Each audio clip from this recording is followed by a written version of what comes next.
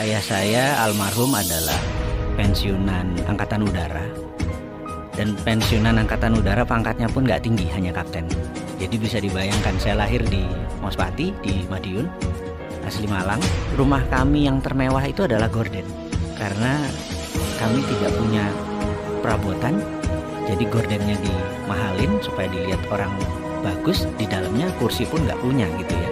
Nah, masa-masa lagi disebut susah sebenarnya kalau dirasakan ya nggak juga gitu ya, karena hampir tiap hari ketawa juga tuh gitu ya, makan apa adanya juga kita seru-seru aja. Jadi sebenarnya kata susah itu sebenarnya nggak ada gitu ya, dan jalan seperti biasa. Tapi ada moral lesson atau pelajaran yang saya dapat dari almarhum ayah saya adalah terpaksa nyambi kan. Jadi selesai kerja jam 2 itu nyambi pakai truk tentara itu ke cepungan tembakau ya, memanfaatkan peluang-peluang usaha gitu.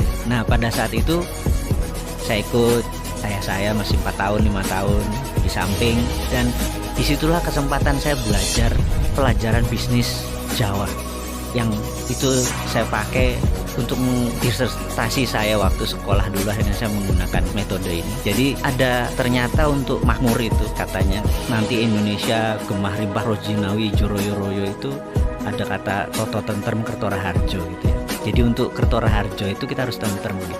Nah untuk tentrem itu kita harus noto. Nah noto itu kan manajemen gitu ya. Dalam bahasa manajemen adalah getting things done through other people, menyelesaikan masalah melalui orang lain. Ternyata di Jawa itu melalui almarhum ayah saya cerita bahwa di Jawa itu toto itu ada 6 step, yaitu toto, titik, titis, tetep, tutup, tuntas gitu. Nah pelajaran itulah yang selalu saya teringat sampai saat ini di kepala 5 usia saya ini. Manajemen Jawa yang menurut saya luar biasa itulah akhirnya menjadi platform saya berbisnis. Dan dari dulu memang akhirnya saya pegawai itu hanya batu lompatan saja gitu.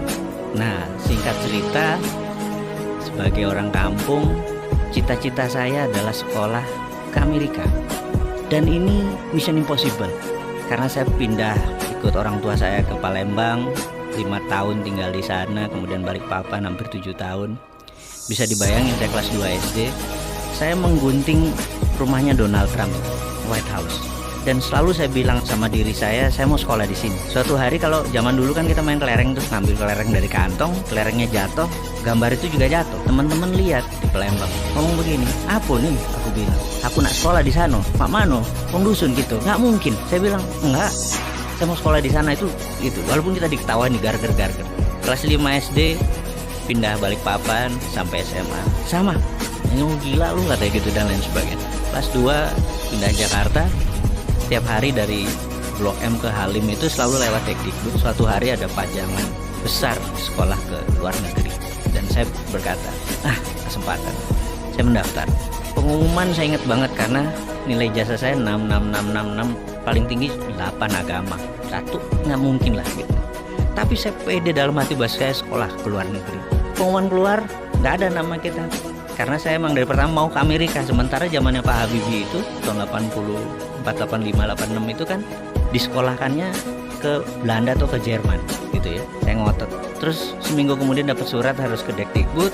Hadirlah kita ke tempat itu dan dikatakan, kamu kurang ajar, kamu merusak tugas saya, kamu bahasa Inggris nggak bisa, matematik jelek semua, tapi mau ke Amerika, ngimpi kamu gitu. Dan dimarahi. Intinya setelah 15 menit dia marah, kamu berdua berangkat ke Amerika. Kaget gitu, karena rupanya ada 6 tempat ke Amerika yang daftar cuma kalian berdua. Jadi bagi saya itu banyak moment of greatness, bahwa kata siapa harus punya uang yang banyak, kata siapa harus punya sekolah pinter-pinter amat gitu. Yang penting adalah ya bondo nekat gitu loh, pede aja dan nggak pernah ngerubah mimpi.